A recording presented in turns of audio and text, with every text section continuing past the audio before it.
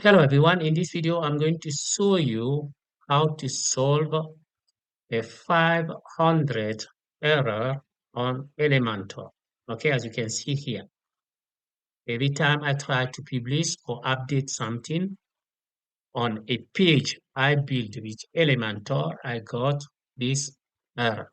If I click publish, as you can see, I got it. Okay, any plugin I use that are related to Elementor, it affects my page update. So I'm going to show you how to do it, okay? So what you have to do is to go to your website hosting company, go to your cPanel, okay? From your cPanel, you find where it say PHP config, okay? PHP config, you can see it here. You click on PHP config, okay?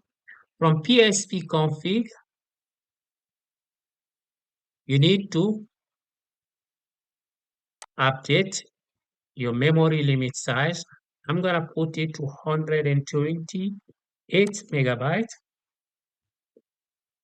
and then I'm gonna save it.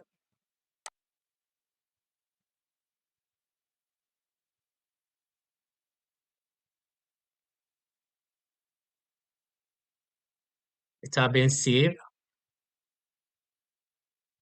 Now let's go back to our Elementor page.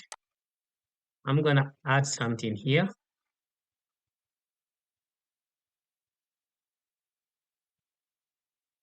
Can add anything I want.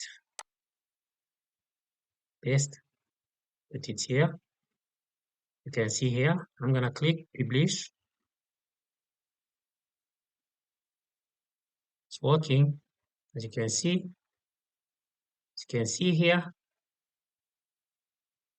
it's working. Perfect.